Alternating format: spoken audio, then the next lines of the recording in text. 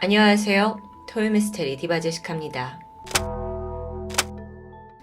2004년 7월 29일 오전 8시 57분 서울 중구에 있는 한 법무법인 사무실에 남성이 출근을 합니다. 그는 3년차의 신임 변호사 33살의 이종훈 씨였죠. 사법연수원 31기 출신으로 이 로펌 내에서도 일 잘하기로 인정받던 인재입니다. 게다가 2달 뒤에 곧 결혼할 미모의 약혼녀까지 있어서 주변의 부러움을 한몸에 받고 있었는데요. 이날은 평소처럼 참 바쁜 하루였습니다. 게다가 이 변호사에게는 이틀 뒤 7월 31일부터 긴 여름 휴가가 시작되기 때문에 그 전에 처리할 일이 너무 많았던 거죠. 저녁 7시가 돼서야 일이 마무리됐고 그는 마침내 직원들에게 내일 봅시다 라면서 사무실을 나서게 됩니다. 그리고 이게 이 변호사의 마지막 모습이었죠. 퇴근한 이 씨는 경기도 분당에 있는 집으로 돌아가지 않았습니다. 다음날 회사에도 나타나지 않아요. 혹시 휴가를 하루 땡겨서 쓴 게 아닌가 싶었는데 로펌 측에 전혀 연락을 한 게 없습니다. 이 씨가 평소 아주 성실하기로 평판이 좋았기 때문에 이런 일 한 번도 무단결근 같은 거는 아예 상상할 수도 없었다고 해요. 실종 다음 날인 7월 30일 이상함을 느낀 가족들이 가장 먼저 누구한테 연락을 했냐면 이 씨의 약혼녀 최 씨였죠. 안타깝게도 그녀 역시 남자친구와 연락이 닿지 않는다고 말합니다. 그러면서 이렇게 말하는데요. 30일에 광주에 재판이 있어서 거기에 간다고 했어요. 그리고 바로 휴가를 갈 거라고 했는데? 그렇다면 이 씨가 지금 광주에 있다는 걸까요? 일정을 확인해 보니까 그는 지난 29일, 그러니까 마지막으로 출근했을 때 동료에게 광주 재판권에 대한 권한을 위임합니다. 그러니까 광주 일정이 취소된 상태였어요. 가족들은 처음에는 어쩌면 이 씨가 좀 조용히 휴가를 보내고 싶어 했을 수 있다라고 생각합니다. 그래서 기다렸죠. 하지만 이 씨는 그 일주일간의 휴가가 끝난 후에도 돌아오지 않았습니다. 가족들은 서둘러 실종 신고를 하게 되죠. 그런데 당시 경찰은요, 즉각적으로 수사에 돌입하지는 않게 돼요. 왜냐면 이 사건이 어떤 범죄와 연루됐다라는 정황이 없었고 또 성인 남성의 실종 사건이기 때문입니다. 게다가 이 변호사의 전화기가 켜져 있어요. 심지어 위치도 꾸준히 이동하고 있었고요. 또 한 번은 전화를 따르릉 걸었는데 웬 남자가 받는 겁니다. 그래서 이종훈 씨입니까? 라고 물었는데 아닙니다 하고 전화가 끊겨버린 건데요. 그리고서는 다시 전화를 받지는 않았죠. 경찰의 입장에서는 이게 적어도 생활 반응일 수 있다라고 판단을 했고 결국 자발적인 가출이라는 데 무게가 실립니다. 자발적인 가출? 가족들과 동료들 입장에서는 말이 안 되는 거예요. 아니 이 변호사는 이렇게 좋은 직장에다가 2달 뒤에 결혼을 앞두고 있는데 무책임하게 잠적할 사람이 절대 아닙니다. 그런데 실종 10일 만에 뜻밖의 사실이 드러나는데 약혼녀 최 씨가 이 씨의 가족들을 찾아오더니 뭔가를 고백하게 돼요. 사실 실종 전에 이 두 사람 사이에 갈등이 있었다고 털어놓는데 그 내용을 들어보니까 이 변호사가 이제 그 예비 신부에게 당신이 나와 결혼하는 조건으로 3억 원 가량의 혼수 그리고 고급 차량, 변호사 사무실 개원을 해달라고 요구했다고 합니다. 여기에 이제 예비 신부 최 씨가 좀 부담감을 느끼고 요구를 거절해요. 대신에 현금 5천만 원을 건넸다고 하는데 이때 실종된 이 씨가 실망을 했는지 우리 결혼 다시 한번 생각해보자 라고 했다는. 게다가요. 웨딩드레스를 보러 가기로 한 날짜도 미뤘고 뭔가 결혼을 회피하려 했다는 게 최 씨의 주장입니다. 그래서 사실 휴가 기간 동안에도 결혼식을 준비하자고 했지만 이 변호사 이 씨가 굳이 나는 혼자 여행을 다녀오겠다 라면서 사라져 버렸다는 건데요. 자, 그럼 모든 걸 종합해 봤을 때 이 변호사가 결혼을 파토내고 싶어서 일부러 잠적한 것 같다라는 게 약혼녀 최 씨의 주장입니다. 이게 진실일까요?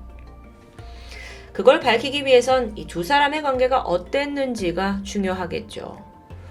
최 씨는 어떤 사람일까? 당시 30살이던 최 씨는 서울 4년제 대학을 졸업했고 인터넷 관련 자신의 회사를 운영하면서 웹디자이너로 일하고 있었습니다.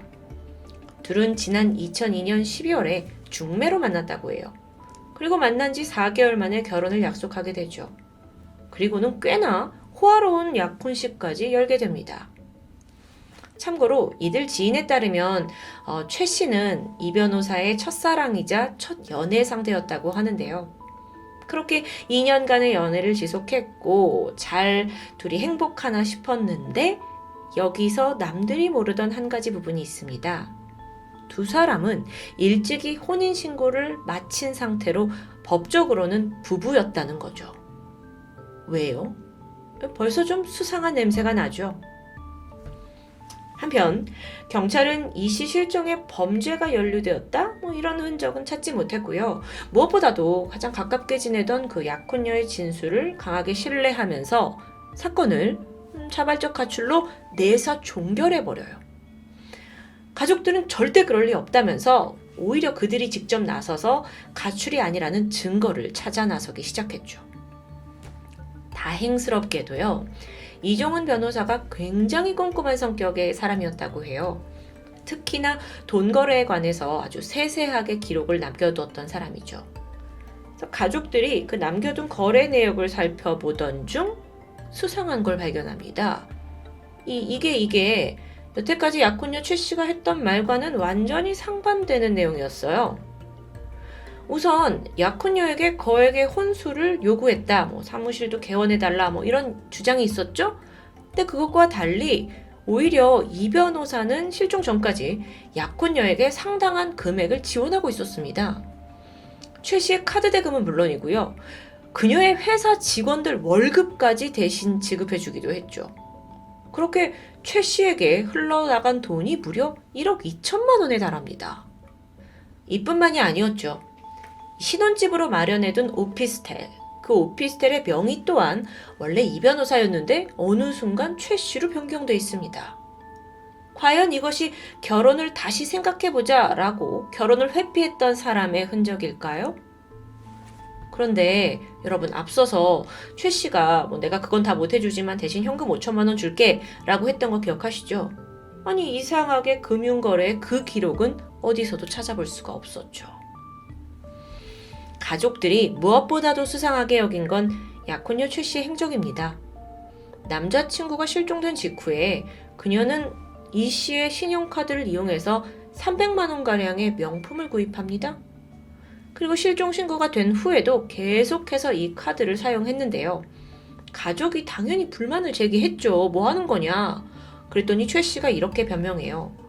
아니 이 씨가 결혼 파토 내고 이렇게 잠적한 게 나는 너무 괘씸해서 복수하고 싶었다고요. 만약 그녀의 주장이 다 사실이라면 그럴 수 있겠죠. 그런데 가족들의 의심이 확신으로 바뀌는 지점이 있습니다. 알고 보니까 이 변호사 앞으로 15억 원에 달하는 생명보험이 가입되어 있다는 겁니다. 누가 이걸 받게 되냐고요? 수령인은 법적 아내인 최 씨였죠. 보험 내용을 보면요. 이 변호사가 사망을 하거나 혹은 실종된 이후 2년 동안 발견되지 않으면 약혼녀 최 씨가, 아니 법적 아내 최 씨가 모든 보험금을 받게 되는 조건입니다. 여기까지 알아낸 가족들은 즉각 경찰에 이 사실을 알려요. 경찰도 수상함을 느꼈고 다시 수사에 착수를 하는데요. 여기서부터 더욱더 놀라운 사실들이 속속 드러나게 되죠. 먼저 이 두 사람이 제출한 혼인신고서를 살펴봤어요. 그랬더니 필적이 약혼녀 최 씨의 겁니다. 물론 부부 중에 한 명이 이거를 작성을 했을 거고 왜 이상한 일은 아닐 수 있죠. 그런데 이 혼인신고서 서류에 적혀있는 이종훈 씨의 연락처가 당사자의 게 아니에요. 다른 사람의 번호가 적혀 있습니다. 응? 그럼 혹시 이종훈 씨가 혼인신고가 된 사실조차 모르고 있던 게 아닐까 불안해지죠. 이뿐만이 아닙니다. 이 씨가 실종되기 전에 의미심장한 말을 남겼어요. 자신의 형수에게요. 형수님, 여자친구가 나를 사랑해서 결혼한 줄 알았는데 아닌 것 같아요. 라는 고민을 이제 가족에게 털어놓았던 겁니다. 그래서 형수님이 그러면 헤어져라 라고 조언을 했는데 이때 이 씨가 뭐라고 하냐면 근데 혼인신고가 되어 있어요. 혼인신고 정말 원해서 진행된 걸까요? 단서를 줬던 경찰은 혼인신고 그 서류 속에 있던 전화번호 기억하시죠? 그 번호에 주목했고 당사자를 찾아 나서게 됩니다. 그러자 등장한 사람은 새로운 인물 김 씨인데 이 사람이 어떻게 관련이 돼 있냐고요? 약혼녀 최 씨의 직장 동료였습니다. 냄새나요. 이거 너무 냄새나요. 경찰이 약혼녀 최 씨를 추궁했죠. 근데 당당했어요. 아니 혼인신고 내가 그건 몰래 한 게 아니다. 나 혼자 가서 한 것뿐이다. 근데 순간적으로 이 씨의 연락처가 생각이 나질 않아서 급한 대로 동료 김 씨의 번호를 적었다는 이야기. 나 진짜 이거 믿어지시나요? 얼마 후에 이 씨 가족들은 이제 최 씨가 소유하고 있는 그 신혼집 오피스텔을 찾아가게 돼요. 근데 또 여기서 경악할 만한 사실이 드러나죠. 일단 최 씨가 당시에 그 신혼집으로 사놓은 오피스텔을 이미 전세로 내놓은 상황입니다. 그런데 거기에 살고 있던 세입자가 말하길 제가 이 집주인 남편 바로 며칠 전에도 봤는데요? 라고 하는 거예요. 그래서 어떤 사람이었냐 하고 인상착의를 들어보니까 그게 누구였을까요? 네, 예상대로 혼인신고서 속에 전화번호 주인 김 씨였습니다. 동료 김 씨요. 이 사람 계속 등장하죠. 그래서 이게 어떻게 된 거냐? 알고 보니까 최 씨는 이 실종된 이 변호사와의 결혼을 준비하면서 연애를 2년간 해왔죠. 근데 그러는 동안 직장 동료 김 씨에게 양다리를 걸친 겁니다. 그리고 심지어 신혼집으로 마련된 곳에서 김 씨와 동거를 하고 있었던 거예요. 아니 이걸 어떻게 이 변호사가 몰랐는지는 잘 모르겠지만 어쨌든 아주 말도 안 되는 현실인데요. 게다가 이 변호사가 실종되기 일주일 전에 이 최 씨랑 김 씨 이 두 사람은 변호사 몰래 제주도로 2박 3일간 여행을 다녀오기도 했어요. 이게요 사건이 정말 뭐 양파처럼 까도 계속 나오는데요. 동거남 김 씨를 추궁해야죠. 자기는 이 변호사의 존재를 처음에는 몰랐다고 발뺌했어요. 다만 최 씨와 이제 관계가 깊어지고 결혼을 마음먹다 보니까 사실 그녀가 정략 결혼을 한 상태인데 곧 이혼을 할 거다. 좀만 기다려달라 라고 말했다고 자기가 알고 있는 건 거기까지라고 했죠. 정말 이 동거남이 이 변호사의 존재를 몰랐을까요? 글쎄요. 여기에는 사실 주목할 만한 증거 하나가 있습니다. 자, 여러분은 지금 사진 한 장을 보고 계신데 이건 이 씨가 실종되던 7월 29일 저녁 7시 9분 서울 남산 1호 터널 요금소 CCTV에 찍혀있는 장면입니다. 수상하죠? 이 차는요, 여러분, 일단 동거남 김 씨의 소유 차량입니다. 김 씨 차량이요. 근데 하필 이 차가 이 중구에 있는 이 변호사의 로펌과 가까운 남산 1호 터널을 건너는 모습이 찍힌 거예요. 문제는 이 차에 누가 있었냐? 운전자는 그 김 씨가 아닌 여성입니다. 그리고 조수석에는 넥타이를 맨 남성이 앉아 있고요. 지금 보시고 있는 이 사진은 같은 날 아침 이종훈 변호사 출근길 CCTV 모습인데요. 넥타이를 맨 게 꽤 비슷해 보이죠. 물론 넥타이 때문에 이제 구분이 되는 거지만요. 그럼 정황상 약혼녀 최 씨가 운전을 하고 있고 옆에 있는 이 변호사가 이제 동행을 하고 있다라고 볼 수 있겠죠. 이걸 정확히 알아내고 싶지만 안타깝게도 이 두 사람의 얼굴이 햇빛 차단 필름이 붙여진 부분과 겹쳐져서 정확하게 식별이 되진 않습니다. 자, 근데 만약 우리의 예상이 맞다면 최 씨가 동거남 김 씨의 차를 몰고 실종된 이 씨를 퇴근 후에 태우고 간 게 되는 거예요. 시간상으로요.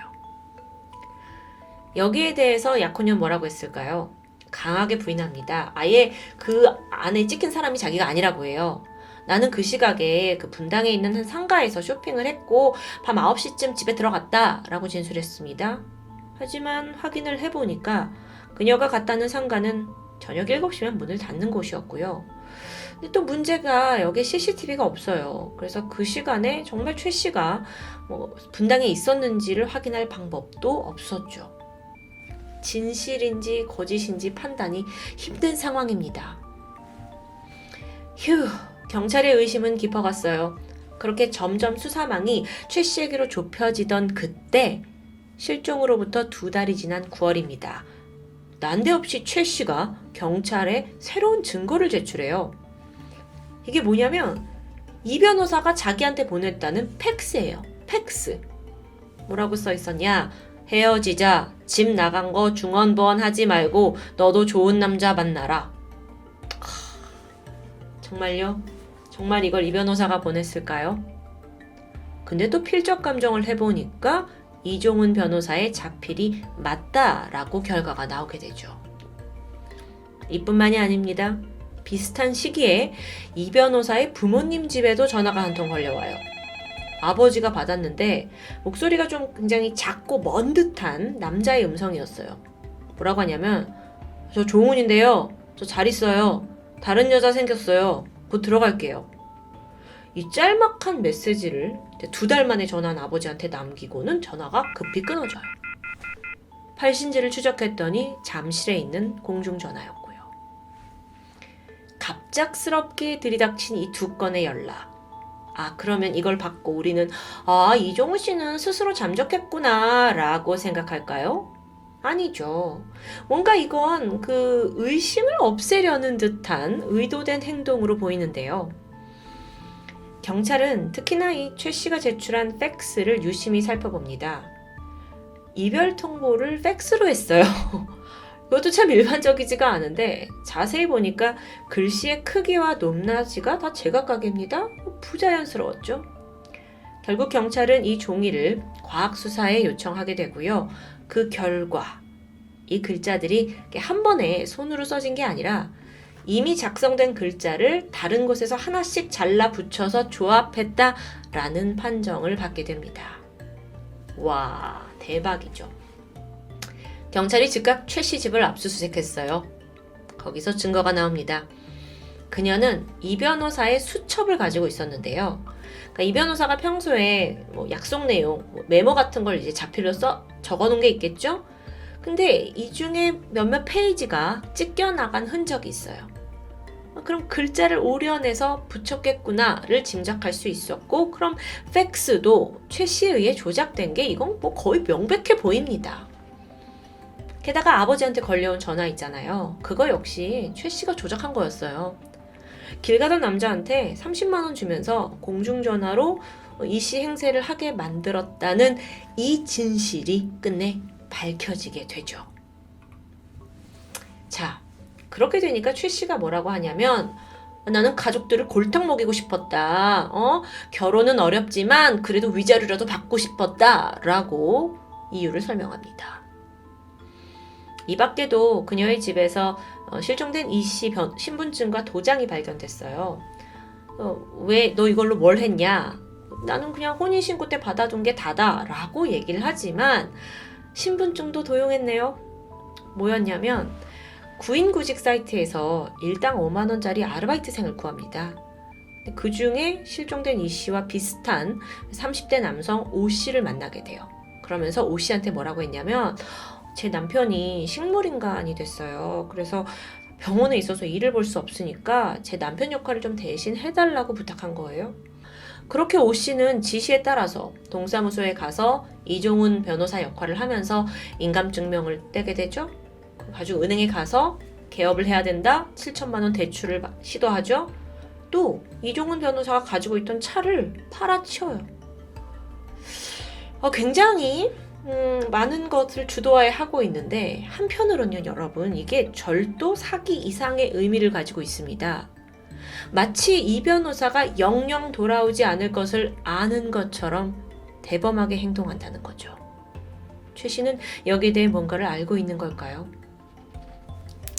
아마 여러분도 이쯤 되니까 최 씨가 이 변호사를 해치고 재산을 가로채고 보험금까지 노린 거다라고 생각하는 게 어쩌면 합리적인 의심일 겁니다. 근데 문제는 증거가 필요해요. 무엇보다도 그래서 이 씨가 죽었느냐? 라는 걸 입증해야 합니다.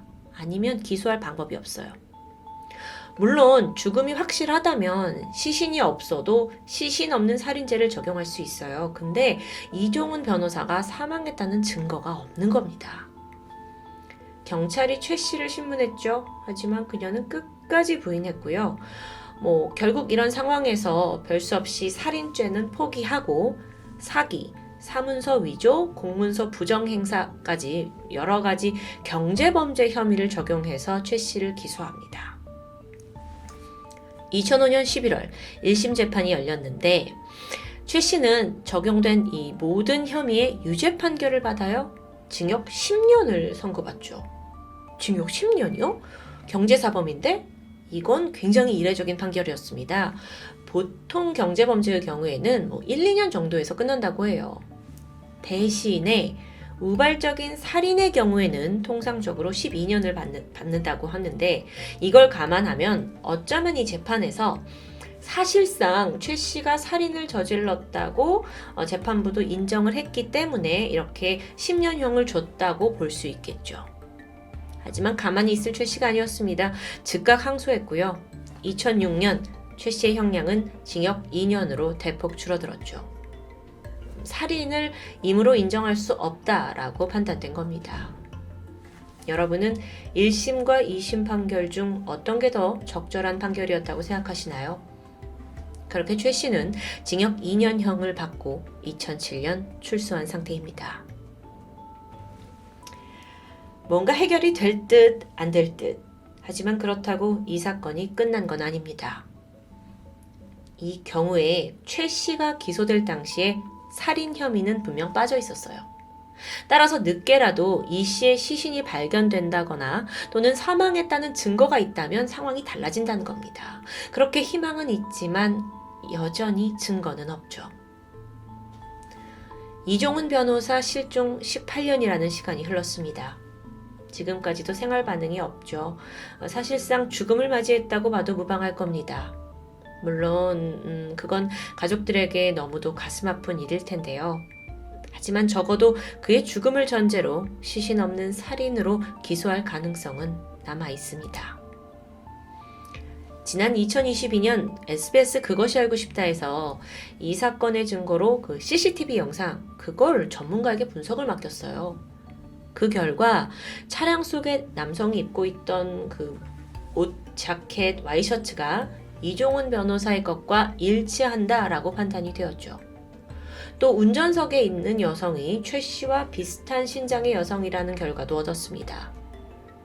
최근에는 그 딥러닝 기술을 영상 복원에 활용하는 기법이 발달하면서 데이터만 충분하다면 아주 열악한 영상이라도 충분히 복원이 가능하다고 하죠.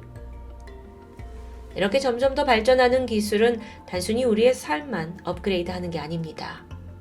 숨겨져 있는 진실을 찾는 데도 그리고 범인을 색출하는 데도 이용되고 있죠. 완전 범죄란 이제 점점 사라지고 있는 단어입니다. 18년 동안 미스테리로 남겨진 이종훈 씨 실종에 대한 그 진실이 반드시 밝혀지길 바라면서 지금까지 토요미스테리 디바제식합니다.